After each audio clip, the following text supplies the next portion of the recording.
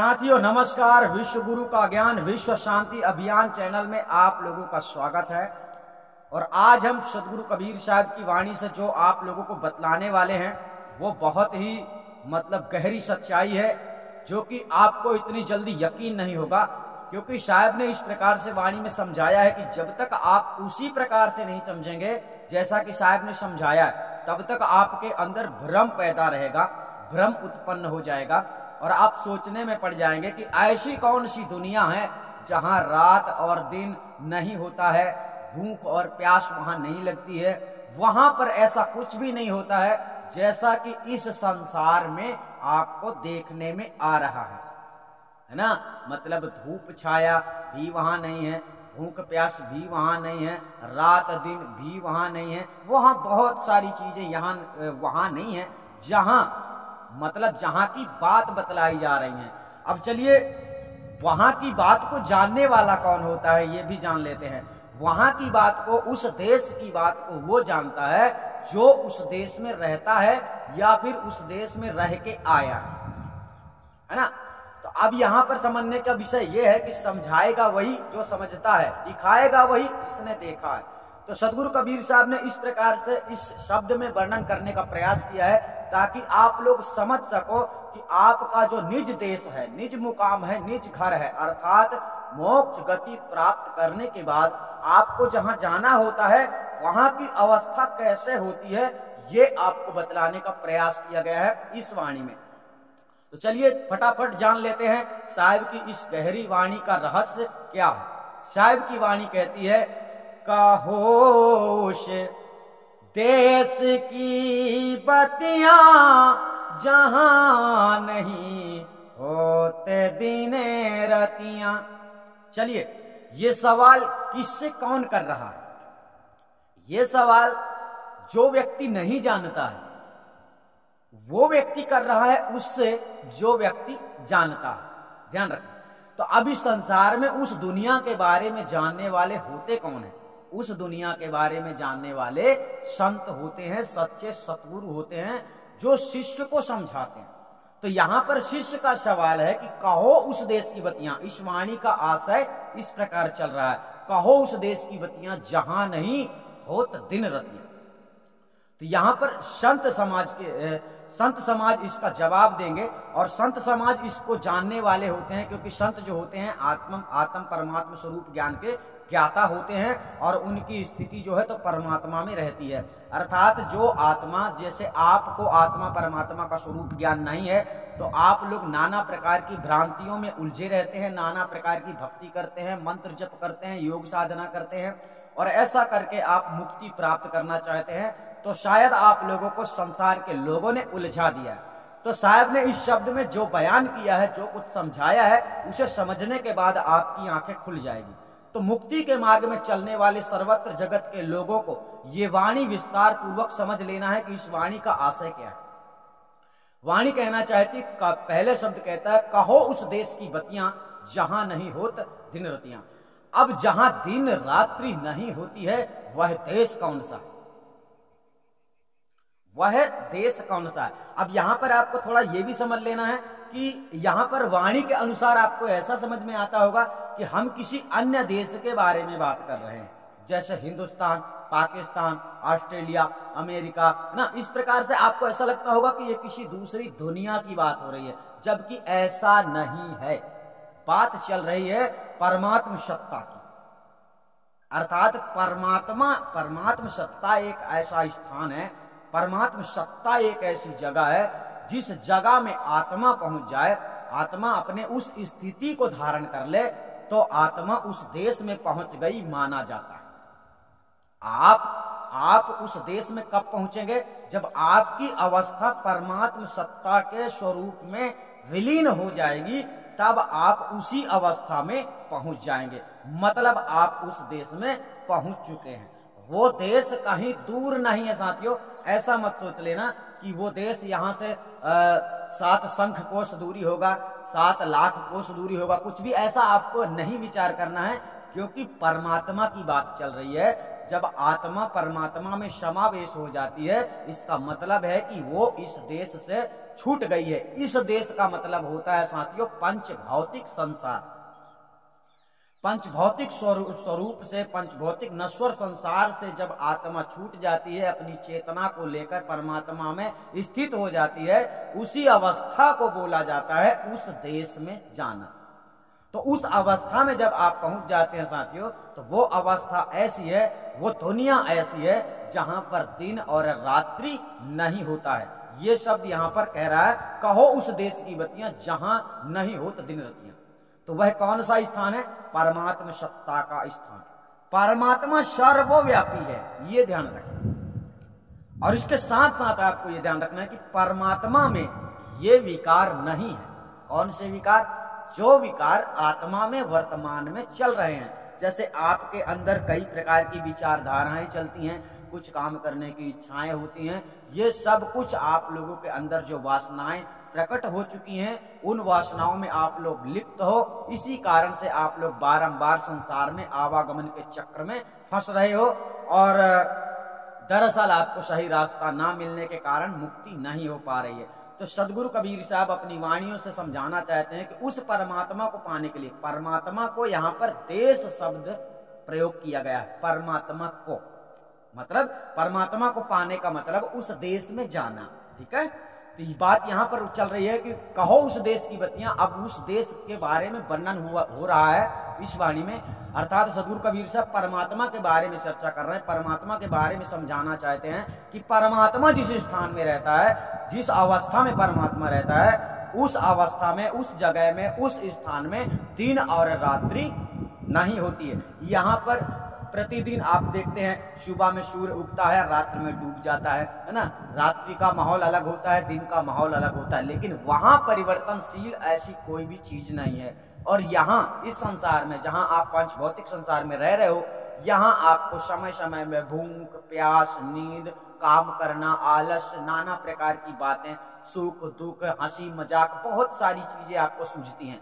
लेकिन उस जगह में ऐसी कोई बात नहीं होती है कि वहां तुम्हारे कोई दोस्त होंगे, कोई भाई होगा, कोई माँ होगा, कोई बाप होगा, कोई भगवान होगा तुम्हारा, कोई ईश्वर होगा। ऐसा वहां पर कोई नहीं है। उस देश में पहुंचने का मतलब, उस अवस्था में जब आप पहुंच जाते हो, तो उस अवस्था में पहुंचने के बाद में आप पूरी तरह से मोक्ष गति स्थिति को प्राप्त कर चुके होते हो। अर्थात आपके साथ ये सारा खेल खत्म हो जाता है जो अभी चल रहा है। अभी आपके परिवार होंगे, आप देश के बारे में सोचते होंगे, घर के बारे में सोचते होंगे, गांव के बारे में सोचते होंगे, शहर के बारे में सोचते होंगे, परमात्मा के बारे में सोचते होंगे। लेकिन उस अवस्था में जाने के बाद, परमात्मा को जान लेने के बाद, परमात्मा में समावेश हो जाने के बाद में आपके अंदर ये सारे विकार नष्ट हो जाते हैं। ठीक है, तो चलिए साहब ने इस शब्द में बतलाने का प्रयास किया, उस जगह की बात कर रहे हैं, परमात्मा की बात कर रहे हैं। परमात्मा शब्द को यहाँ पर देश कहा गया है। क्या कहा गया? कहो उस देश। समझे? अब यहां सीधे आप ऐसा भी बोल सकते हो, कहो उस परमात्मा की बत्तियां जहां नहीं होत दिन रतियां। यहां आप ऐसा भी बोल सकते हो, है ना। तो यहां पर परमात्मा शब्द को यहां पर देश शब्द उपयोग किया गया। तो कहो उस देश की बत्तियां जहां नहीं होत दिन रतियां, अर्थात आपको चारों दिशाओं से समझना है, क्योंकि सदगुरु कबीर साहब ने इस प्रकार समझाने का प्रयास किया है कि देखो परमात्मा जो है तो सर्वव्यापी है। सर्वव्यापी बोले तो ऐसी कोई जगह नहीं है जहां परमात्मा सत्ता स्वरूप नहीं है, जहां परमात्मा नहीं है, ऐसी कोई जगह नहीं है। जब ऐसी कोई जगह ही नहीं है तो हम उसे दूर नहीं समझ सकते। इसीलिए साहब ने कहा हाजिर है ते ही दूर बता, मैं दूर की बात नहीं रासी। अर्थात परमात्मा आपके सन्मुख है, हाजिर है, आपके सामने है, बट वो दिखता नहीं है और आप जानते भी नहीं है कि वो कैसा। इसलिए समस्या खड़ी हो गई है। और परमात्मा परिवर्तनशील नहीं है, परमात्मा प्रकट नहीं होता है, परमात्मा किसी से प्रसन्न नहीं होता, परमात्मा किसी से निराश नहीं होता। ये सारी बातें आप लोगों को पता नहीं है, तो आप लोग भक्ति करते हैं इस प्रकार से कि परमात्मा खुश हो जाए, प्रसन्न हो जाए और परमात्मा हमको छुड़ा ले, इस बंधनों से हम छूट जाएं। तंत्र मंत्र जपते हैं, नाना प्रकार के आडंबर करते हैं, जैसा संसार में लोग बतलाते हैं। आपको ये सब कुछ भी नहीं करना होता है मुक्ति के मार्ग में। तो चलिए साहब आगे शब्द में क्या कहना चाहते हैं उसे जानने का प्रयास करते हैं। आगे शब्द कहता है, नहीं रवि चंद्र और तारा, नहीं उजियार अंधियारा। नहीं रवि चंद्र और तारा, न ही उजियार अंधियारा। अर्थात यहां पर शब्द कहता है ना तो वहां पर चंद्रमा है और ना वहां पर तारेगण है। किस जगह की बात चल रही है? उस देश की बात चल रही है, परमात्मा की बात चल रही, जहां परमात्मा रहते हैं। ठीक है, और ध्यान रखना परमात्मा स्वयं में रहता है, ये भी ध्यान रखना।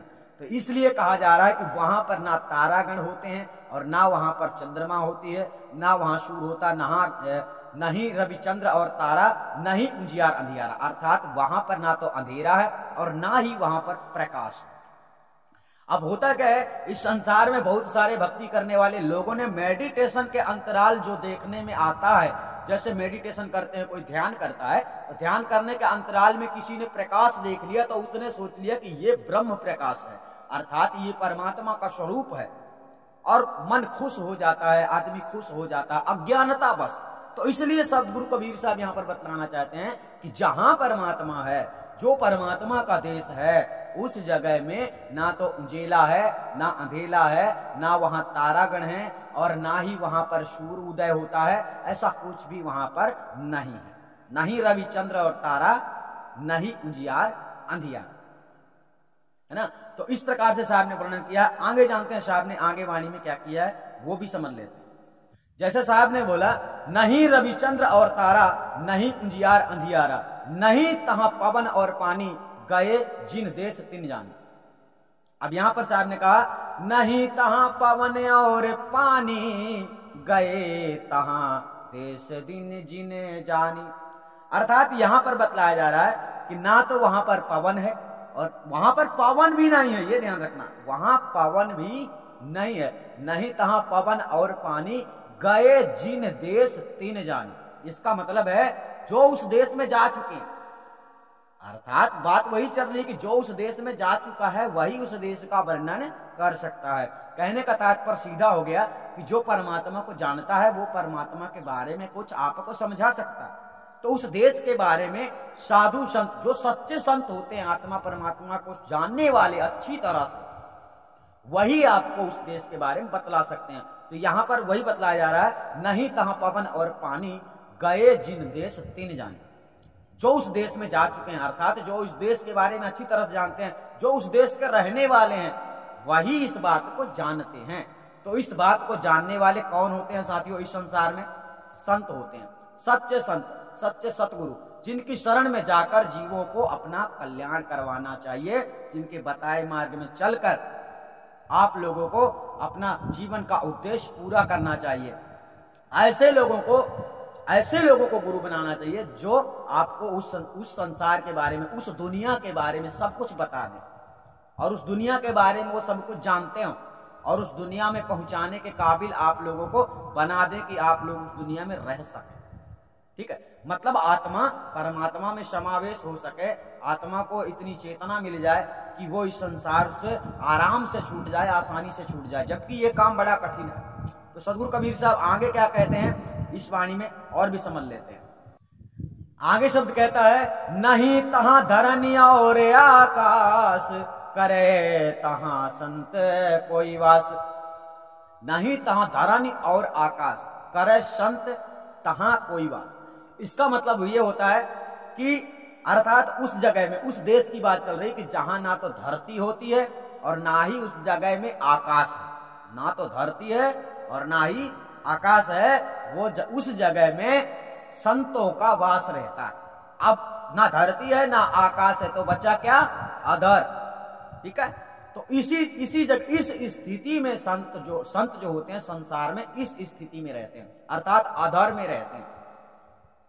अर्थात संतों की स्थिति परमात्मा में होती है, वो परमात्मा को अच्छी तरह से जानने वाले होते हैं, इसलिए संत समाज जो है उसमें अपनी स्थिति बनाए रखते हैं और इस संसार में विचरण करते हैं। अर्थात आपको यह समझ लेना चाहिए कि संत समाज इस संसार में आते हैं और रहते हैं, उसका मतलब है कि जीवों का कल्याण करने के लिए ही संतों का इस संसार में आना होता है। संतों का उद्देश्य दूसरा इस संसार में नहीं होता है, घूमना फिरना, है ना, खाना पीना, ये सब संतों के लिए कोई जरूरी नहीं। लेकिन अगर शरीर है तो संत हो चाहे महंत हो चाहे कोई भी हो, उसे भोजन पान जल पान सारी प्रक्रियाएं शरीर के अंतराल करनी पड़ेंगी। लेकिन संतों की सीमा होती है, वो अपनी सीमा को जानते हैं कि हमें कितना क्या करना उचित है और क्या करना उचित नहीं है। सो जो उचित है वो करते हैं। और आम आदमी तो जाने क्या क्या कर बैठता है, अपने स्वार्थ में पता नहीं क्या क्या करते हैं। इसीलिए सारे संसार में सभी लोग दुखी रहते हैं। अपने कर्तव्यों को ना जानते हुए जो लोग अपने कर्तव्यों को नहीं समझते हैं, वो अधिकतम दुष्कर्म करते हैं। तो सदगुरु कबीर साहब यहाँ पर यही समझाने का प्रयास करते हैं कि संतों का वास साथियों उसी जगह में रहता है। अर्थात वो देखने में तो इस दुनिया में रहते हैं, मतलब देखने के लिए वो इस दुनिया में है, आपके देखने के लिए, लेकिन उनकी स्थिति कैसी होती है? उस देश वाली स्थिति होती है, परमात्मा वाली स्थिति होती है। वो उसमें विलीन रहते हैं। उनका मन यहां नहीं लगता, उनका मन चित यहां नहीं लगता, यहां से उनका कोई वास्ता विशेष नहीं रहता है। तो यहां उनके आने का, संतों के आने का एक ही मकसद होता है कि जीवों का कल्याण करने के लिए, सतमार्ग में चलाने के लिए, ताकि आप लोग सतमार्ग में चलें और उस ज्ञान को प्राप्त करें जिस ज्ञान को प्राप्त करने से आपकी मुक्ति हो सकती है, संभव है। और आपको पूरी तरह से ज्ञान से परिपूर्ण करके ही आप लोगों को अपने मंजिल को प्राप्त करना चाहिए। क्योंकि मंत्र जपने से, जप तप करने से किसी का कल्याण होने वाला नहीं है। तो आपको कर्तव्य करना हो, जैसा कर्तव्य आपको करना चाहिए वही कर्तव्य आपको करना होगा। मनमानी करके आप मुक्ति जतन, मतलब मुक्ति प्राप्त नहीं कर सकते। सदगुरु कबीर साहब का इस प्रकार संदेश है। तो चलिए, सदगुरु कबीर साहब ने यहाँ पर बताया, नहीं तहां धरणी और आकाश, तहां करे संत कोई वास। अर्थात उस जगह में संतों का वास रहता है।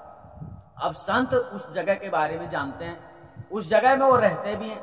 तो उस जगह में संत कैसे पहुंचे हैं, उसी तरह से आपको पहुंचना होगा। अपने मनमर्जी से नहीं पहुंच सकते। जैसा रास्ता होगा, रास्ते के हिसाब से ही चलोगे, बिना रास्ता के कैसे चलोगे? इस प्रकार से सत्य मार्ग में चलना थोड़ा कठिन हो जाता है। तो सदगुरु कबीर साहब ने आगे क्या समझाया वाणी में, वो भी जान लेते हैं। आगे शब्द कहता है, वहां गम काल की नाही, तहां नहीं धूप और छाई। शब्द कहता है वहां गम काल की नाही। गम का मतलब होता है यहाँ पर दुख, भय, डर। ठीक है, तो यहां पर शब्द बतलाया गया गम। देखो, जैसे किसी को दुख होता है वो गम ही है ना। कोई तकलीफ होती है, कोई समस्या होती है, कोई डर होता है, कुछ ऐसी बातों को गम बताया जाता है ना। गम में डूब जाना, विरह में, दुख में डूब जाना। तो सब साहब कहना चाहते हैं वहां गम काल की नाही, वहां नहीं धूप और छाई। अर्थात वहां धूप और जल, जबकि वहां पर सूर्य ही उदय नहीं होता तो धूप छाया का सवाल ही नहीं है। लेकिन चलो वाणी कह रही तो समझना पड़ेगा। वहां गम काल की नाही, इस बात को समझो। इस संसार में साथियों सर्वत्र जीव को मौत का भय रहता है, मृत्यु का डर लगा रहता है, दुख शरीर में व्याप्त रहता है। हर समय कोई ना कोई दुख मन विचलित कर देता है, कोई ना कोई दुख बना ही रहता है। इस संसार में पांच भौतिक नश्वर संसार, और आप पंच भौतिक शरीर से छूटकर अपनी चेतना को परमात्मा में जब समावेश कर लेते हैं, वो परमात्मा में समावेश हो जाती है, तो इन सारे विकारों से वो छूट जाती है। अर्थात उस जगह में जब आत्मा उसी स्थिति को प्राप्त कर लेती है, तब साथियों उसे काल का भय नहीं होता। यानी आपको, यानी आत्मा को, आपकी आत्मा फिर नश्वर संसार में नहीं आएगी, दूसरा शरीर धारण नहीं करेगी। जब आपकी आत्मा उस देश में, मतलब उस अवस्था में पहुंच जाएगी, तब उस अवस्था में पहुंचने में समय लगता है, इतना जल्दी कोई नहीं पहुंच सकता। एक दिन का रास्ता नहीं है, एक घंटे का रास्ता नहीं। तो यहां पर समझने का प्रयास करना आप लोगों को, वहां गम काल की नहीं, अर्थात वहां काल किसी भी प्रकार से आपको परेशान नहीं कर सकता, पीड़ित नहीं कर सकता, तकलीफ नहीं दे सकता। और इस दुनिया में सब तकलीफ देने वाले हैं स्वार्थ में, अपने स्वार्थ में, और आप लोग परेशान रहेंगे जब तक समझेंगे नहीं। तो इस संसार को छोड़ने के लिए साहब का उपदेश है कि इस संसार को छोड़ना चाहते हो, इस दुख रूपी सागर से निकलना चाहते हो, तो मेरी बात को सुनो और स्वीकार करो और समझो, जैसा मैंने बताया है उसी मार्ग पे चलो। सदगुरु कबीर साहब का ये संदेश है। अभी संसार में क्या हुआ है कि वर्तमान में नाना प्रकार के ग्रंथ बनाए गए हैं, जिन ग्रंथों में मनगढ़ंत वाणियां हैं, जो कि लोगों ने अनुभव करके वाणियों की रचना की है, और मनमोहक वाणियों को तैयार करके लोगों ने जीवों को मोहित कर लिया है। और इसलिए आप लोगों को सत्य और असत्य का निवेरा करना नहीं आता है। वैसे भी आप लोगों को सत्य के बारे में पता नहीं है, तो सत्य का निवेरा करना आप लोगों के लिए बड़ा कठिन कार्य है। इसलिए सत्य की खोज करना, सत्य को समझना, सतगुरु को प्राप्त करना इतना आसान नहीं है जैसे आप लोगों को बड़ी आसानी से हर जगह में गुरु मिल जाता है। तो गुरु का मिलना, सतगुरु का मिलना बड़ा दुर्लभ कार्य है साथियों। इतना आसानी से सतगुरु नहीं मिलता है ना। इसी प्रकार से सतगुरु कबीर साहब यहाँ पर समझाने का प्रयास करते हैं कि आप लोग भूले हुए हो, भटके हुए हो, तो आप लोग जाग जाओ, समझ जाओ, चेत जाओ और मान जाओ। अर्थात जो कि सतगुरु कबीर साहब समझाने का प्रयास करते हैं, उस बात को अगर आप समझ लेते हो तो वास्तव में आप मोक्ष गति प्राप्त कर सकते हो। तो साहब ने यहाँ पर बतलाया, वहां गम काल की नहीं, वहां नहीं धूप और छाया। अर्थात यहाँ पर मुख्य शब्द ये बताया जा रहा है कि वहां गम काल की नहीं। अब आप जब उस अवस्था में साथियों पहुंच जाते हैं, तब आपके अंदर से सारे विकार निकल जाते हैं, आपके अंतर्गत से सारे विकार निकल जाते हैं, आपके सारे पाप कट जाते हैं, आप आवागमन चक्र से छूट जाते हैं। फिर ब्रह्म निरंजन भी चाहे, जो इस दुनिया को चला रहा है, वो भी अगर चाहे तो आपको इस दुनिया में नहीं ला सकता। लेकिन अगर अब इस दुनिया का मतलब यही है कि दूसरा जन्म तुम्हें नहीं दे सकता। मतलब दूसरे जन्म का लेने का मतलब ही होता है आपको फिर से इसी दुनिया में 84 लक्ष योनियों में भटकाना, है ना। तो जब आपको दूसरा जन्म देता है, ये एक आत्मा की ये दुनिया है साथ, और ये दुनिया छूट जाती है, ये दुनिया उजड़ जाती है। और इस दुनिया में आप लोग रहकर उस दुनिया के बारे में जान सकते हैं, उस दुनिया में पहुंच भी सकते हैं। उस दुनिया की मतलब हो गया परमात्मा वाला देश, यानी परमात्मा को आप जान सकते हैं। तो जब परमात्मा को आप जान लेंगे, परमात्मा को प्राप्त कर लेंगे, परमात्मा में विलीन हो जाएंगे, तो अब आप नश्वर संसार से छूट जाएंगे, आप जन्म मृत्यु के चक्र से हमेशा के लिए छूट जाएंगे। और अभी क्या है, इस संसार में जड़ माइक चमत्कारों में आप लोग उलझे रहेंगे। जो भी संसार में भौतिक चीजें आप लोगों को दिख रही हैं, बंगला है, गाड़ी है ना, बड़ी बड़ी चीजें आप लोग देखते हैं, जो सब कुछ नश्वर है। अर्थात आप ही नश्वर संसार में रह रहे हो, आपका ये शरीर ही नश्वर है, तो जो आप देख रहे हो वो तो नश्वर ही है। तो इस ऐसे मोह माया में नहीं पड़े रहना चाहिए, नहीं उलझे रहना चाहिए, क्योंकि ये आगे आपके लिए दुखदाई है। मान लीजिए आप मनुष्य का शरीर वर्तमान में धारण किए हुए हो, आपको मिला है परमात्मा की कृपा से, तो आप लोगों को चाहिए कि भक्ति के मार्ग में कदम बढ़ाएं और भक्ति करें और परमात्मा को प्राप्त करें, परमात्मा को जानने का प्रयास करें। परमात्मा को पूर्ण प्राप्ति के लिए आप लोगों को पूरा प्रयास करना चाहिए, पूरा प्रयास, थोड़ा नहीं। अधूरे मन से परमात्मा को प्राप्त नहीं किया जा सकता, अधूरे मन से उस देश में पहुंचना मुश्किल है, नामुमकिन है। पूरी लगन होनी चाहिए, पूरी लगन होगी तभी आप उस काबिलियत में पहुंचेंगे और सच्चे सतगुरु को खोजोगे, तभी आपका ये काम पूरा होगा। ठीक है, तो सच्चे सतगुरु आप लोगों को आदि अनादि मुक्ति पंथ में मिलेंगे, ये भी ध्यान रखें। आगे चलते हैं, साहब ने आगे शब्द में क्या कहा वो भी समझ लेते हैं। आगे शब्द कहता है, न योगी योग से ध्यावे, न तपसी तन को जरे बावे। शब्द कहता है ना योगी योग से ध्यावे, ना तपसी तन को जरवावे। अब यहां आगे शब्द कहता है, सहज में ध्यान से पावे, सुरती का खेल जहीं आवे। अब यहां पर पहले ये समझना, पहले शब्द को समझना फिर दूसरे शब्द को समझना, क्योंकि यहां पर ध्यान शब्द आ रहा है ना, तो हम आपको बतलाएंगे वो कौन सा ध्यान। ठीक है, आगे शब्द कहता है, ना योगी योग से ध्यावे, ना तपसी तन को जरवावे। योगी का मतलब यही, यहां पर भक्तों के लिए, भक्तों को यहां पर योगी बताया गया है। जैसे भक्त आत्मा, कोई भक्ति करने वाला है, उसे योगी बताया जा रहा है। और यहां पर जो योग शब्द आ रहा है, ना योगी योग से ध्यावे, है ना। तो एक योगी शब्द जो आ रहा है, ये योगी शब्द आपके लिए, जो भक्ति मार्ग में उतर पड़ा है, भक्ति करने में चल पड़ता है, उसको यहाँ पर योगी बोला जाता है। और जो कोई व्यक्ति भक्ति में ध्यान करता है, उसी शब्द को यहाँ पर योग बतलाया जा रहा है। क्या बतलाया जा रहा है? योग। तो यहाँ पर साहब ने क्या बताया, ना योगी योग से ध्यावे, मतलब योग से इस प्रकार ध्यान में बैठना और परमात्मा का चिंतन करना, आराधना करना, स्तुति करना, प्रार्थना करना, ये सब क्या है? साहब कह रहे हैं वहां पर जाने के लिए, वहां पर पहुंचने के लिए ऐसा कुछ भी नहीं करना पड़ता है ना। दूसरी बात, वहां ऐसा कुछ है ही नहीं, तो जो सब कुछ ये सब यहां चल रहा है, न योगी योग से ध्यावे, न तपसी तन को जरवावे।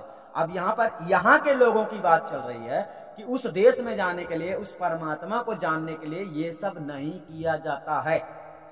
सहज में ध्यान से पावे, सुरती का खेल जही आवे, ये ध्यान रखें। तो अब यहाँ पर पहला ध्यान तो खंडित हो गया। कौन सा ध्यान? योग ध्यान, योग साधना।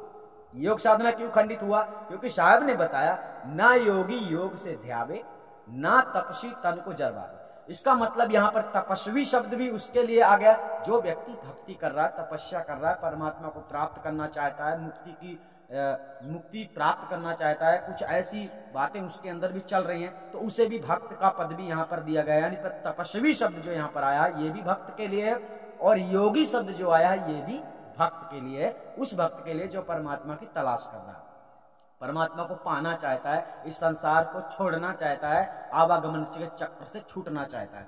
ऐसे भक्तों के लिए यहाँ पर एक जगह में योगी आया शब्द और एक जगह में तपस्वी शब्द यहाँ पर लगाया गया है, उसी भक्त के लिए जो भक्त भक्ति करके परमात्मा को खोजना चाहते हैं। तो यहाँ पर साहब ने बतलाया ना योगी योग से ध्यान, योगी शब्द हमने बतलाया आपके लिए, और जो आप लोग योग करते हैं उसी शब्द के लिए योग बतलाया गया, यानी ध्यान। अब नीचे का शब्द यहीं पर बोल रहा है सहज में ध्यान से पा, सुरती का खेल जही आग। ध्यान रखना। अब यहां तुम्हें गहराई समझना, सहज में ध्यान से पावे। सहज का मतलब बिल्कुल सरल होता है, और सरल क्या है? सरल है बातें करना। बातें करना सरल है, बहुत सरल। किसी को याद करना सरल है, मतलब आपको हमने याद कर लिया है ना, परमात्मा को याद कर लिया, ये बड़ा सरल है ना। तो यहां पर साहब इसलिए ऐसा बोलना चाहते हैं कि सहज में ध्यान से पावे, सुरती का खेल यही आवे। अब यहां पर ध्यान रखना कि साथियों, जो व्यक्ति आत्मा परमात्मा स्वरूप ज्ञान से परिचित होता है वो उस बात को, उस परमात्मा को तत्काल देख सकता है ना।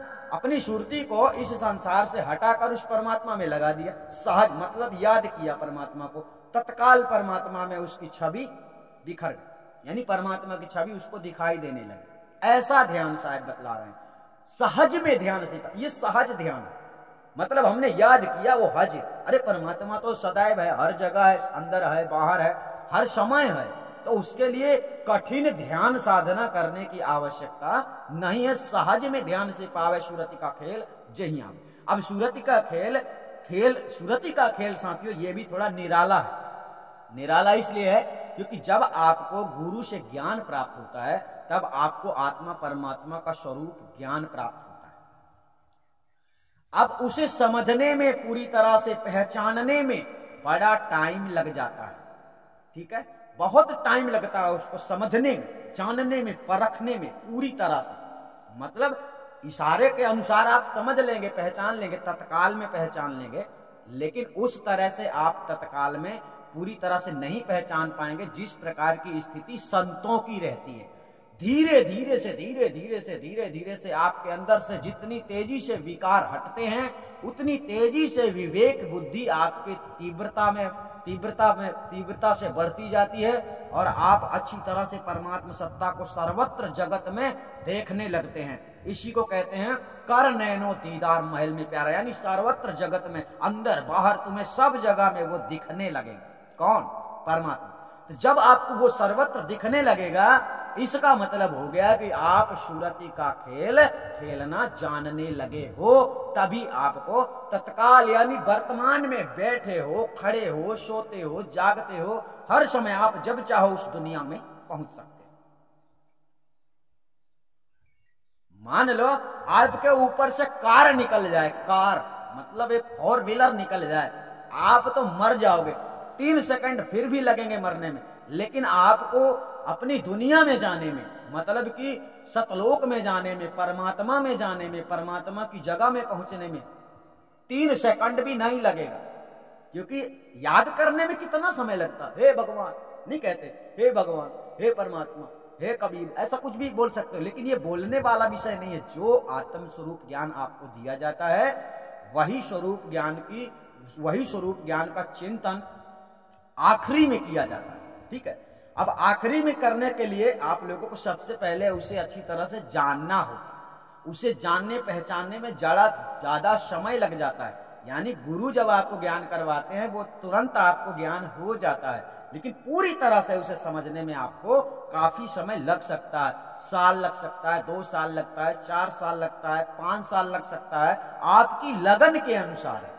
आपकी लगन तेज है तो आप उसे 2 महीने में भी पहचान सकते हैं। और उसके लिए आपको ध्यान साधना नहीं करना, केवल याद करना है। और याद वो करना है कि गुरु ने हमें क्या लिखाया था, गुरु ने हमें क्या लिखाया था। तो जो ज्ञान आपको गुरु देता है उसी पर चिंतन करना होता है। ऐसे ही बैठे बैठे ध्यान नहीं करना, ऐसे ही बैठे बैठे उसके बारे में विचार करना, चिंतन करना, समझना, परखना, विवेक करना, विवेचन करना उसके बारे में, जो ज्ञान आपको गुरु देता है। तो गुरु से आपको जो ज्ञान चाहिए वो ज्ञान अक्षर वाला मंत्र नहीं है साथियों, वो ज्ञान है आत्मा परमात्मा का स्वरूप ज्ञान। यहां पर ध्यान रखना।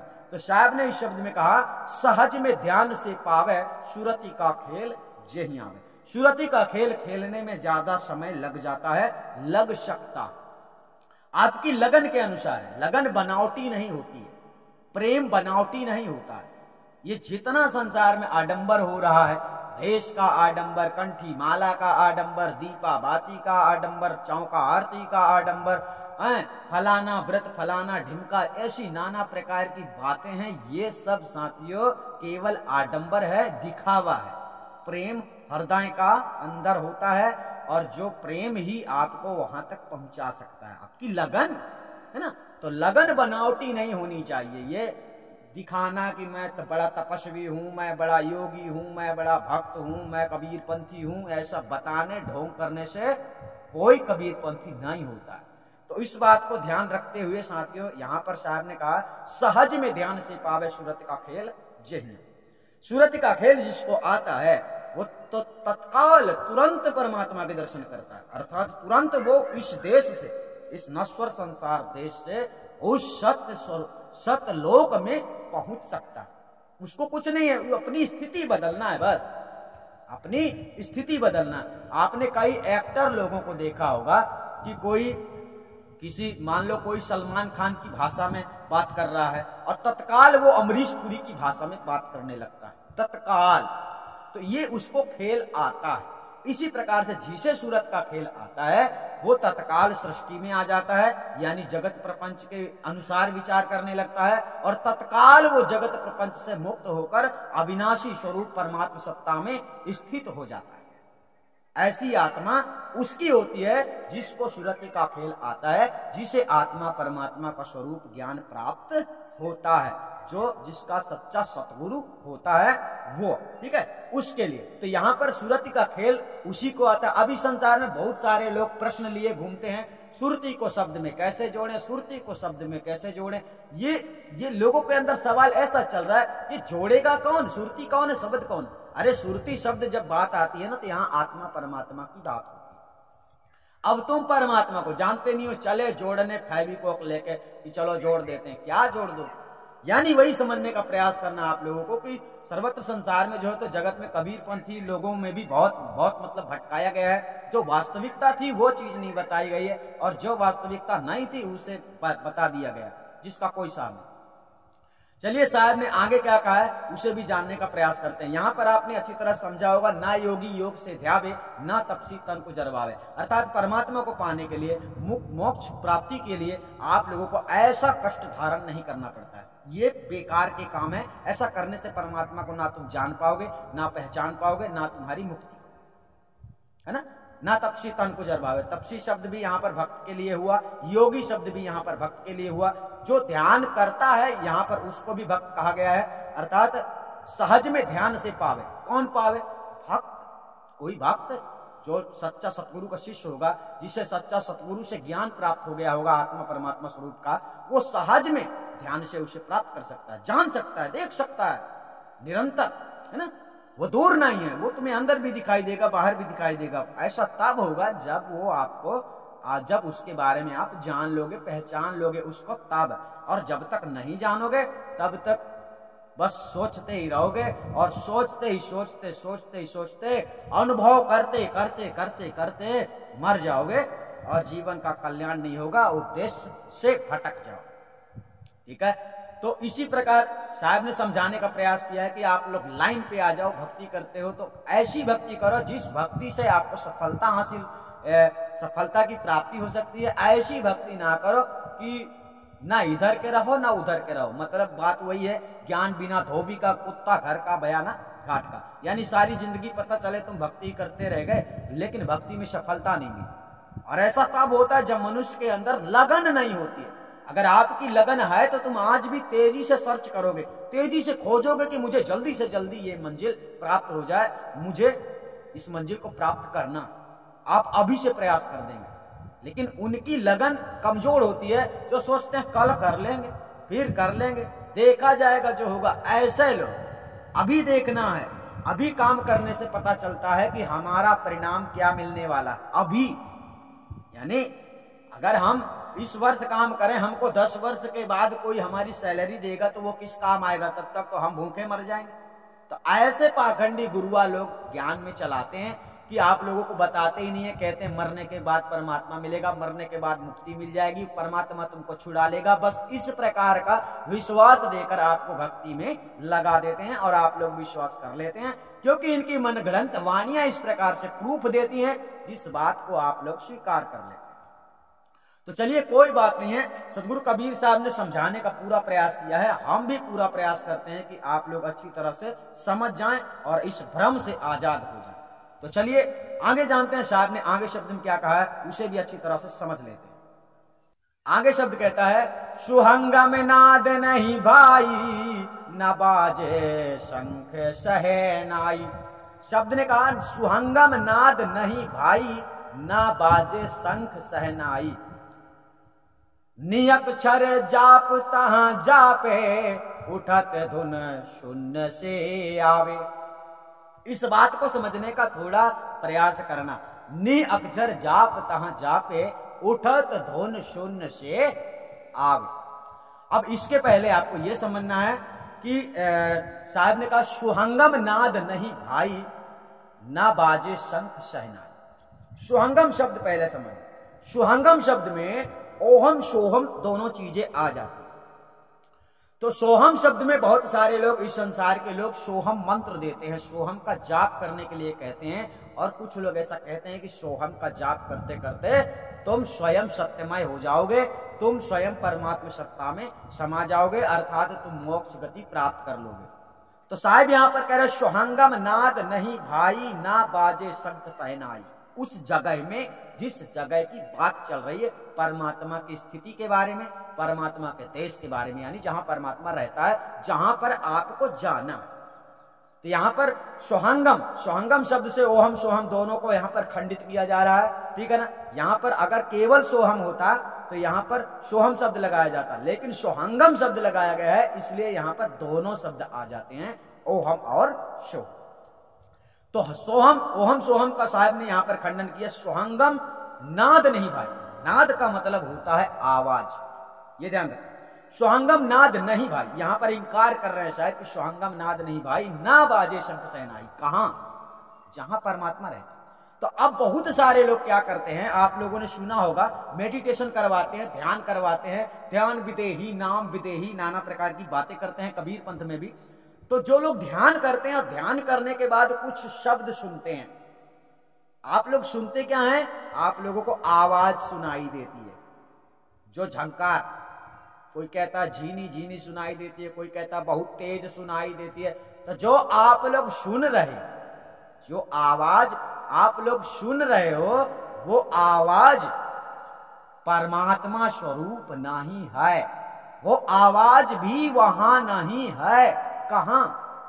जिस देश की बात चल रही है, जिस परमात्मा की बात हो रही है, वहां पर नाद शब्द से यहां पर आया आवाज। नाद का मतलब आवाज होता है, और आवाज वहां पर है ही नहीं। वहां कोई आवाज नहीं है, कोई भी आवाज वहां नहीं है। ये ध्यान रखने का आप लोगों को प्रयास करना है, ठीक है। साहब ने शब्द में क्या कहा, नी अक्षर जाप तहां जापे, उठत धुन शून्य से आवे, है ना। सबसे पहले शब्द आया सोहंगम नाद नहीं भाई। नाद का मतलब समझ लो आवाज। अब आवाज जो है वहां है ही नहीं। अब बहुत सारे लोग ध्यान करके आवाज सुनते हैं। बहुत सारे लोगों ने ऐसा समझाया है कि वो शब्द की धुन सुनना है, तो वो धुन आपके समझ में नहीं आता है कि आप धुन सुन रहे हो, वो आवाज सुन रहे हो। जब तक आप खपड़िया में ध्यान लगा के बैठते हो तब तक आपको सुनने को मिलता है। खपड़िया से ध्यान गया फिर सुनाई नहीं देता, परिवर्तनशील हो जाता है ना। देखो खपड़िया में आप ध्यान लगाओगे तो पता चलेगा, आप सुन सन्नाटा में बैठोगे जहां कोई नहीं होगा, एकांत में बैठोगे तो आपको वही वही सुनाई देगा, वही वही सुनाई देगा, वही वही सुनाई देगा। लेकिन आप जब ध्यान से छूटते हो तब वो परिवर्तन हो जाता है। अब बहुत सारे लोगों का तो ध्यान करते करते शरीर सुन्न हो जाता है, जिससे उनको 24 घंटा वही वही आवाज सुनाई देती है, जिससे उनको लगता है मैं तो परमात्मा में समावेश हो गया, मेरे को तो शब्द सुनाई देने लगा। तो जो शब्द आपको सुनाई दे रहा है वो शब्द परमात्मा स्वरूप नहीं है, परमात्मा की दुनिया नहीं है, ये जानना है। उस देश की बात यहां पर साहब कह रहे जहां स्वांगम नाद नहीं भाई, न बाजे शंख सहनाई, उस जगह में ऐसा कुछ भी नहीं होता है। समझने का प्रयास करोगे, क्योंकि सदगुरु कबीर साहब के द्वारा बताई गई जो भक्ति है वो साथियों कुछ अलग है। और संसार में जो लोग बतला रहे हैं, कबीर पंथ में भी बहुत सारी नौटंकी चल रही है, बहुत सारे लोग झूठ बोल रहे हैं सरासर, यानी मनगढ़ंत वाणियों को लेकर। मनगढ़ंत वाणियां हम इसलिए कह रहे हैं कि वाणियां इन लोगों ने नहीं बनाई होगी, दूसरे ने बनाई होगी। जैसे मान लो गरीबदास ने बनाया हो वाणी को, है ना, गरीबदास ने लिखी हो, या फिर नानक जी ने लिखी हो, है ना, या फिर रविदास ने लिखी हो। जितने संत हैं इन सभी संतों की वाणी अगर सदगुरु कबीर साहब की वाणी को काटती है तो समझ लेना इन्हें ज्ञान नहीं था, इन लोगों को ज्ञान लिखने का अधिकार ही नहीं था। लेकिन बात वही कि मान बढ़ाई के चक्कर में साले बड़े बड़े मतलब इस संसार में विद्वान हुए हैं कि मान बढ़ाई के चक्कर में ना जाने कितना अट्ट सट्ट लिखकर चले गए। उसी अट्ट सट्ट में सारी दुनिया फंसी हुई है ना। सारी दुनिया कोई सोचती है मैं तो हिंदू हूं, मैं मुस्लिम, मैं सिख, मैं ईसाई, इस प्रकार से मनुष्य को विभाजित करके निकल लिए साले लोगों ने। और वर्तमान में हो क्या रहा है, संसार के लोग परेशान, उनको पता ही नहीं चलता कि भक्ति करना क्या। अगर पहले से पता होता है कि भक्ति करना इतना कठिन है तो लोग आज आसान समझते उसे। लेकिन आज वर्तमान में आपको बतलाया जा रहा है, आदि अनादि मुक्ति पंथ से बतलाया जा रहा है कि भक्ति करना कितना कठिन है, तब आप लोगों को समझ में आ रहा है। तो इस प्रकार से ऐसी वास्तविकता को किसी ने बयान ही नहीं किया, वास्तविकता को जाना नहीं तो बयान कैसे करेंगे।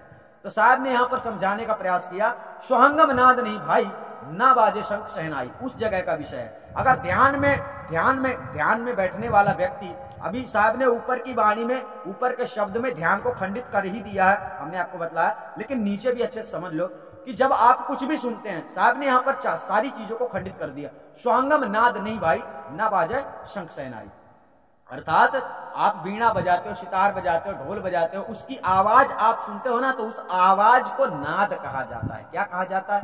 नाद, ठीक है। तो नाद का मतलब ही आवाज होता है। और आवाज आप सुन रहे हैं और आपको लगता है कि हम परमात्मा की दुनिया में पहुंच गए। बहुत सारे लोग अपने आप को ध्यान करते हैं, मेडिटेशन करते हैं, और वो ऐसा सोच रहे हैं कि हम सूरत को शब्द में लगा रहे हैं, और मतलब शब्द सुनाई दे रहा है, आवाज आ रही है, तो उन्हें ऐसा लगता है कि हम परमात्मा की दुनिया में हैं। ये आपके अंदर की बहुत बड़ी गलतफहमी है। कोई भी व्यक्ति अगर ध्यान करके शब्दों को सुन रहा है, या फिर ज्योति प्रकाश देख रहा है, किसी प्रकार का प्रकाश देख रहा है, या फिर अनंत दुनिया नाना प्रकार की चीजें देख रहा है, नाना प्रकार के दृश्य देख रहा है, तो आपको यह समझना है कि आप माइक चमत्कारों में फंसे हुए हो, आप छूटे नहीं हुए हो, और ऐसा छूट भी नहीं सकते। छूटोगे तब जब निर्द्वंद हो जाओगे, जब कुछ नहीं करोगे, पूजा पाठ नहीं करोगे, जप तप नहीं करोगे, सुमिरन नहीं करोगे, तमाशा नहीं करोगे, तब आप मुक्त माने जाओगे। अभी तो तुम फंसे हुए हो। कोई कहता है जाप करो, ये बंधन है, कोई कहता है ध्यान करो, ये बंधन है, ये सब चीज बंधन है। परमात्मा को पाने के लिए ये सब किया ही नहीं जाता। परमात्मा को पाने के लिए सिर्फ सत्य मार्ग में चलना पड़ता है। जैसा सतगुरु बतलाता है वैसा इस दुनिया में अपनी रहनी गहनी सुधारनी पड़ती है। और दूसरा काम है सतगुरु का, जो तुमको आत्मा परमात्मा का स्वरूप ज्ञान करवा देते हैं, उस ज्ञान में आपको रमण रहना, यानी उसी ज्ञान का चिंतन करना सदैव। ऐसा नहीं ध्यान करना, ऐसा नहीं करना, ऐसा करवाने वाले लोग गलत है। ठीक है, साहब ने ऐसा नहीं बताया। साहब ने यहां पर शब्द में बताया स्वांगम नाद नहीं भाई, ना बाजे शंख सहनाई। अब आगे चलो, नियक्षर जाप तहां जापे, उठत धुन शून्य से आग। अभी यहां पर आपको यह बतलाया जा रहा है कि जो धुन आप लोगों को सुनाई देती है, वो धुन आती कहां से? वो धुन जो आप लोगों को सुनाई देती है, वो धुन विराट शून्य से प्रकट होकर आती है। कहां से? विराट शून्य से, विराट शून्य की स्थिति से प्रकट होकर आती है। और जो उसे प्रकट करने वाला है वो है नी अक्षर। ध्यान रखना, वो कौन है? नी अक्षर। नी अक्षर जाप तहां जापे, उठत धुन शून्य से आवे। ध्यान से समझना, जो आप लोग सुन रहे हैं वो धुन जो है शून्य से उठकर आ रही है। और तुम्हें सदगुरु कबीर साहब ने क्या ज्ञान दिया है? संसार के लोगों को सदगुरु कबीर साहब ने क्या ज्ञान दिया है? शून्य वाला धुन नहीं दिया है कि तुम उस धुन को सुनो। उन्होंने नी अक्षर स्वरूप ज्ञान दिया। और नी अक्षर का जाप नहीं करना होता है। नी अक्षर स्वयं से वहां पर निरंतर है, सदैव है। नी अक्षर महाचेतन सत्य पुरुष परमात्मा को कहा जाता है। नी अक्षर जाप तहां जापे, अर्थात स्वयं से, वो स्वयं से चलता है, उसे कोई चलाने वाला नहीं है। यहां पर मतलब उससे होने वाली जो प्रक्रिया है वो स्वयं से है। लेकिन जो शब्द, जो धुन आप लोगों को सुनने में आते हैं, जो आप लोग सुन लेते हैं, उसको जो है तो साहब ने यहां पर बताया उठत धुन शून्य से आप। जो शब्द आप लोग सुनते हैं, जो जैसे ध्यान करने वाला व्यक्ति ध्यान करता है, वो शब्द कहां से आ रहा है? वो शून्य से आ रहा है। तो यहां पर सबसे पहले शब्द बतलाएगा नी अक्षर जाप तहां जापे। और साहब ने जो ज्ञान दिया है वो क्या है? साहब ने जो ज्ञान दिया है नी अक्षर, बिना अक्षर का शब्द, बिना अक्षर का शब्द जो कि लिखने पढ़ने बोलने में नहीं आता है, ऐसा शब्द साहब ने दिया। शब्द स्वरूप है परमात्मा, शब्द नहीं है परमात्मा। ये ध्यान रखना है आप लोगों को, ठीक है ना? क्योंकि अगर शब्द परमात्मा होता ना तो बड़ा आसान हो जाता। शब्द स्वरूप है परमात्मा, इसे समझना बड़ा कठिन है। तो साहब ने यहां पर बताया नी अक्षर जाप तहां जाप, उठत धुन शून्य से आप। देखो, आप लोग शून्य मंडल में रह रहे हो। शून्य मंडल को सीधे तरीके से अगर बोला जाए तो पूरे विश्व ब्रह्मांड को शून्य मंडल कहा जाता है। पूरे विश्व ब्रह्मांड एक ब्रह्मांड, और उसके अंतर्गत नाना प्रकार की चीजें, अनंत चीजें, मतलब गिनती ही नहीं है क्या क्या है इस विश्व ब्रह्मांड के अंदर, है ना? तो एक विश्व ब्रह्मांड को ही पूरा शून्य सम्राट कहा जाता है, शून्य।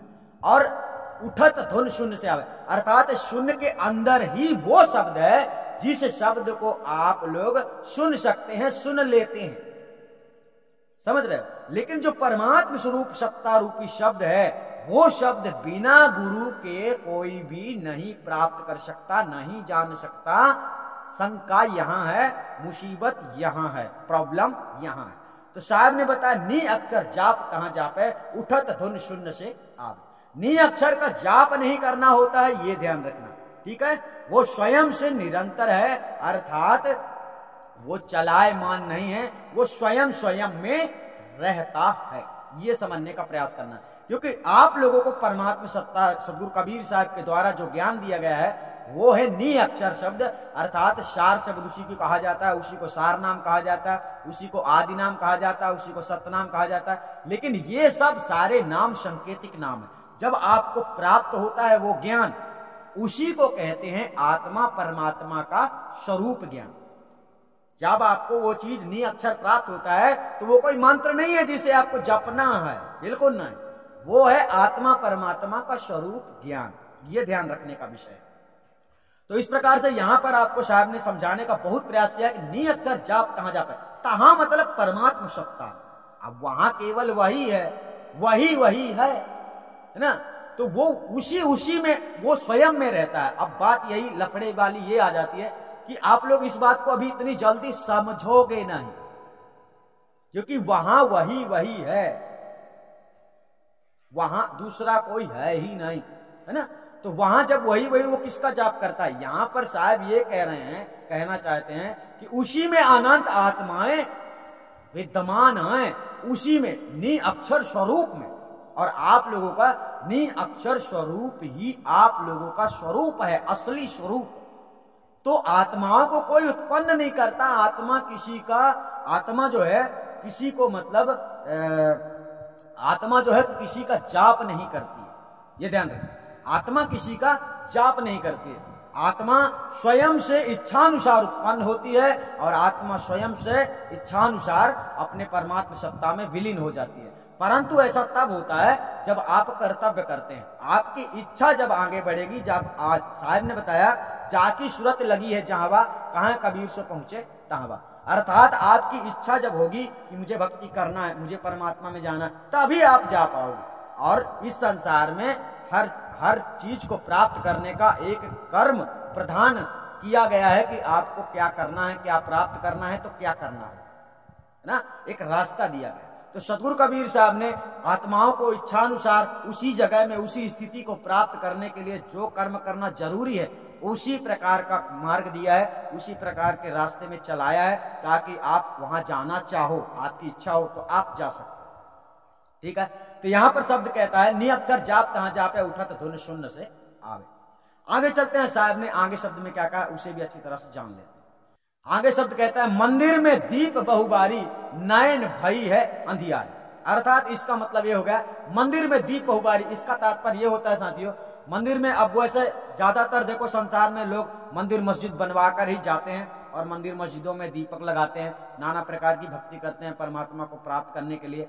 तो ये मतलब आप लोगों को समझा रहे हैं कि आप इन आडंबरों से दूर रहो, अर्थात ऐसा करने से आपको ज्ञान नहीं प्राप्त होगा। यहां पर बताया गया नयन भई अंधियारी, अर्थात आप ऐसा करते करते बचपन से बूढ़े हो जाओगे, आपको परमात्मा का ज्ञान नहीं होगा, मुक्ति प्राप्ति नहीं होगी। ऐसा करते रहने से तो मंदिरों में दीप जलाना, तीर्थों में जाना, है ना, नाना प्रकार के कर्म कांडों में फंसे रहना, क्रियाकर्म करते रहना, प्राणायाम करते रहना, ध्यान योग साधना करते रहना, इस प्रकार की बातें, ऐसा सब कुछ करते रहने से आप लोगों का मुक्ति वाला कार्य पूरा नहीं होता है। इसलिए साहब यहाँ पर शब्द में कहते हैं मंदिर में दीप बहुबारी नयन भई है अंधियारी, अर्थात आपको ज्ञान नहीं हुआ, इतना सब कुछ करते करते जिंदगी की शाम हो गई, जिंदगी में बुढ़ापा आ गया, जिंदगी में अंधेरा छा गया, है ना। जिंदगी में इस मनुष्य तन में जब तक ज्ञान नहीं होता तब तक अंधियारा ही माना जाता है, अर्थात अज्ञानता ही इस शरीर के अंतर्गत अंधियारा है और ज्ञान ही इस शरीर के अंतर्गत प्रकाश है ना। तो साहब ने बताया कबीर वह देश है न्यारा, लखै कोई नाम का प्यारा। अब कबीर वह देश है न्यारा, कहने का तात्पर्य कबीर साहब जिस देश से आते हैं, जिस अवस्था को छोड़कर इस मानव स्थिति में आते हैं, तो उनकी स्थिति भी बदल जाती है। तो जिस देश के वो रहने वाले हैं, जिस देश में वो रहने वाले हैं, उसी देश की बात सदगुरु कबीर साहब बतला रहे। कबीर वह देश है न्यारा, मतलब मेरा देश ऐसा है, न्यारा है, जिस प्रकार से है, वो जैसा भी है उसे जानता कौन है? जो नाम का दीवाना है। अब यहां पर नाम शब्द परमात्मा के लिए बताया गया, लखै कोई नाम का प्यारा। वो नाम नि अक्षर नाम, नि अक्षर नाम को यहां पर हम परमात्मा भी कहेंगे और यहां पर नि अक्षर नाम को हम आपका स्वयं का देश भी कहेंगे, जिस देश के बारे में इस वाणी में वर्णन किया गया। कहो उस देश की बतियां जहां नहीं होत दिन रतियां। तो यहां पर देखो नि अक्षर को देश भी कहा जाएगा, इसी शब्द में नि अक्षर को देश भी कहा जाएगा। यहाँ पर जो नाम शब्द है, ये नाम शब्द भी परमात्मा के लिए है, परमात्मा की ओर संकेत कर रहा है, क्योंकि परमात्मा का नाम ही जब आपको प्राप्त होता है तभी आपको आत्मा परमात्मा का स्वरूप ज्ञान प्राप्त हो जाता है। अब इस संसार में पाखंडी लोगों ने ऐसा नाम देना शुरू किया है, इसको जपो, जपने से मुक्ति होगी, इसको जपते रहो, सुमिरन करो, ध्यान करो, भजन करो, सुरती में शब्द जोड़ो, नाना प्रकार की बातें आडंबर मतलब करने वाले लोग है संसार। तो इस प्रकार से सतगुरु कबीर साहब ने इस वाणी में क्या समझाने का प्रयास किया है? कबीर वह देश है न्यारा, लखै कोई नाम का प्यारा। मतलब कोई परमात्मा का दीवाना, कोई परमात्मा की सच्ची लगन जो लगाता है वो उसे पहचान पाता है। कठिन है जब लगन ही नहीं लगेगी। देखो आदि अनादि मुक्ति पंथ में आपका ये सारा काम पूरा हो सकता है। मुक्ति के मार्ग में अगर आप चलना चाहते हो सारा काम पूरा हो सकता है, लेकिन आप नहीं चलोगे तो आपको ज्ञान ही नहीं मिलेगा। क्योंकि आदि अनादि मुक्ति पंथ सदगुरु कबीर साहब के संविधान के अनुसार चल रहा है और यहाँ पर सब लोगों को अपने मर्जी से काम नहीं करना होता है। यहाँ पर जैसा आदि अनादि मुक्ति पंथ का फैसला होता है उसी के अनुसार कोई जुड़ता है, उसी के अनुसार कोई भक्ति करता है और उसी के अनुसार भक्ति करने से किसी को यहाँ से ज्ञान प्राप्त होता है। मतलब आदि अनादि मुक्ति पंथ से। आदि अनादि मुक्ति पंथ की सबसे बड़ी सुविधा है साथियों कि आप लोग घर बैठे जुड़ सकते हैं, घर बैठे सेवा कर सकते हैं, घर बैठे अपनी पढ़ाई कर सकते हैं। मतलब इस ज्ञान की भी पढ़ाई करना होता है। ऐसा नहीं है कि बस कुछ नहीं है, कोई वो नहीं है, नाम ले लो, मंत्र ले लो, निकल गए, मुक्त हो गए। ऐसा नहीं है, इतना इजी नहीं है। लोग अगर ऐसा समझते हैं तो सदगुरु कबीर साहब ने समझाने का प्रयास किया, कबीर वह देश है न्यारा। वह देश न्यारा कैसे है? इस संसार से न्यारा है, इस संसार से अलग है। अलग का मतलब यहाँ पर यह होता है कि जैसा ये है ना पंच भौतिक संसार, ये परिवर्तनशील है। भूख, प्यास, नींद, आलस, काम, क्रोध, लालच, लोभ, ये सब इस शरीर के अंतर्गत आत्मा रहती है तो ये सब इसके अंतर्गत होता ही रहता। लेकिन उस देश में ऐसा कुछ भी नहीं होता। इसलिए उस देश पे यहाँ पर साहब कहते हैं कबीर वह देश है न्यारा, लख है कोई नाम का प्यार, नाम का दीवाना, है ना। तो इस प्रकार से साथियों सदगुरु कबीर साहब ने इस वाणी में बतलाने का प्रयास किया है। आप लोगों को भी समझने का प्रयास करना है और ज्यादा हद तक कबीर पंथी सभी लोगों को आप लोगों को भेजना है ऐसी वीडियो, क्योंकि विश्व गुरु का ज्ञान विश्व शांति अभियान चैनल में सारे संसार के लोगों को, यानी जितने लोग भक्ति के मार्ग में चल रहे हैं, जितने लोगों को भक्ति को जानना जरूरी है, भक्ति करते हैं। तो देखो भक्ति करना और भक्ति होना ये दोनों कठिन सवाल। आप जब करते हैं ना तो भक्ति होती नहीं है, और जो भक्ति होती है ना वो भक्ति सही है। मतलब आपके अंदर परमात्मा के प्रति प्रेम होना चाहिए, स्नेह होना चाहिए और श्रद्धा होना चाहिए और उनके वचनों को, उनके इशारे को समझने का आपके अंदर विवेक होना चाहिए। मतलब सदगुरु कबीर साहब ने बहुत कुछ समझाया है, लेकिन सदगुरु कबीर साहब की बात सबके समझ में नहीं आती और सबकी बात सबके समझ में आ जाती है, क्योंकि सबकी बातें कुछ आसान है, लेकिन सदगुरु कबीर साहब की बातें थोड़ा कठिन है। उन्होंने जैसा बताया है ना वो जल्दी किसी के अंदर प्रवेश नहीं होता। और हाँ, जिसके अंदर कबीर साहब की बातें प्रवेश हो गई उसका तो समझ लो बेड़ा पार हो गया और हो ही जाएगा, यानी शब्द की चोट जिसे लगती है।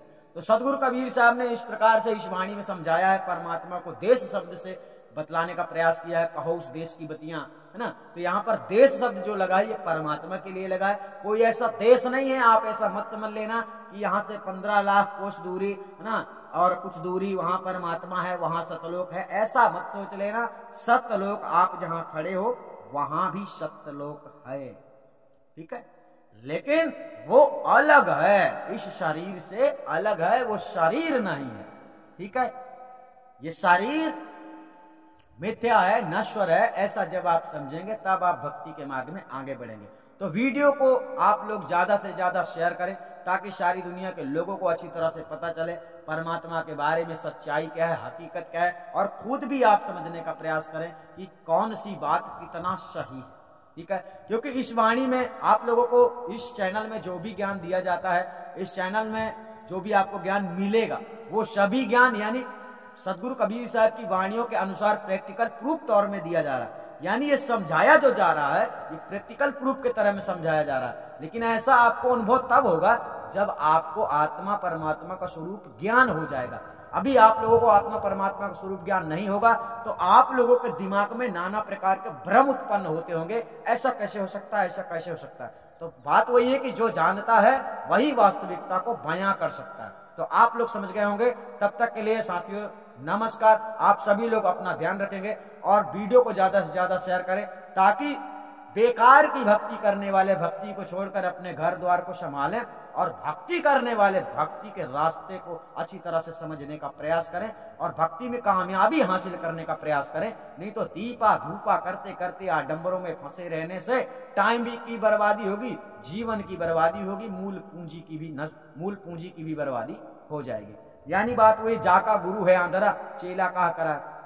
अगर आपको परमात्मा मिल गया है, आत्मा परमात्मा का ज्ञान हो गया है, तो आप निश्चित रूप से ना तो ध्यान करोगे, ना तो पूजा करोगे, ना तो पाठ करोगे, ना तो कुछ करोगे। जब आपको आत्मा परमात्मा का स्वरूप ज्ञान अच्छी तरह से हो जाएगा, ऐसा आप तब नहीं करोगे। तब आप लोगों को सतनाम बोलने की जरूरत नहीं पड़ेगी, बंदी छोड़ बोलने की जरूरत नहीं पड़ेगी, साहेब जी बोलने की जरूरत नहीं पड़ेगी। ये सब बोलने की आवश्यकता फिर नहीं होती है, जिसे आत्मा परमात्मा का स्वरूप ज्ञान हो जाता है। और जिसे नहीं होता वो सारी जिंदगी हे परमात्मा, हे भगवान, हे ईश्वर, हे अल्लाह, हे रब, हे खुदा, हे गॉड, वो ऐसे ही करते करते मर जाता है। उसे किसी के दर्शन नहीं होते, उसे मालूम नहीं पड़ता। तो चलिए इसी प्रकार से सत्संग को खत्म करते हैं और आपके समझ में आ गया होगा। हम आपको फिर मिलेंगे दूसरी अच्छी और बहुत सुंदर वाणी के साथ, ताकि आप लोग गहराई से उसे समझ सके। वीडियो को ज्यादा से ज्यादा शेयर करें ताकि सब लोग जाग सके, समझ सके और चेत सके। और अपने जीवन का कल्याण करने के लिए आप लोगों को आदि अनादि मुक्ति पद में जुड़ना चाहिए, ताकि आप लोगों को आने वाले भविष्य में आत्मा परमात्मा का स्वरूप ज्ञान प्राप्त हो जाए और आप लोग भी उस अवस्था को प्राप्त कर लो जिस अवस्था को प्राप्त करने के बाद मनुष्य आवागमन से छूट जाता है। साथियों नमस्कार, तब तक ले धन्यवाद।